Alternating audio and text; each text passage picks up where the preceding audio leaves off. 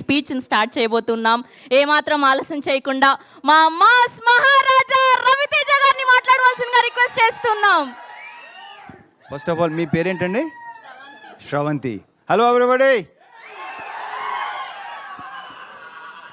మీరు కూడా చాలా ఎనర్జెటిక్గా ఉన్నారండి. ఆ వాయిస్ మొత్తం అంతా సూపర్గా ఉంది. సో ఎలా ఉంది ట్రైలర్? ఎలా ఉంది మీకు? అంటే ఈసారి సరదాగా పండగకి గోల్ చేద్దాం, అందరం బాగా ఎంటర్టైన్ అవుదాం. అండ్ ఈ సంక్రాంతి ఏంటంటే ఇది ఒకటే కాదు, అన్ని సినిమాలు ఎంటర్టైన్మెంట్ సినిమాలు. So full entertainment. ఈ సంక్రాంతి టోటల్గా ఎంటర్టైన్మెంట్ సంక్రాంతి అవుద్దని నా ప్రగాఢ నమ్మకం. So thank you so much. And ఇందాక క్వశ్చన్ చేశారు కదా అందరినీ మీరు. నేను ఎవరిని కాదు, ఒక్కరిని ఒకే ఒక క్వశ్చన్ వేస్తాను. మూర్తి గారు ఎవరిని నేను ఓన్లీ మూర్తి గారు.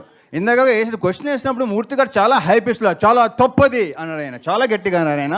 ఒకటి చెప్పండి మూర్తి గారు, బీ ఆనెస్ట్. అడిగినా మీరు అడుగుతారు కదా నన్ను. ఓకే సరే. మిమ్మల్ని ఇబ్బంది పెట్టే క్వశ్చన్ అదే కాదు డెఫినెట్గా 100%.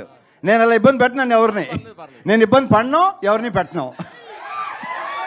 మూర్తి గారు పెళ్లి తర్వాత అలా చేయడం తప్పు అన్నారు. తప్పే.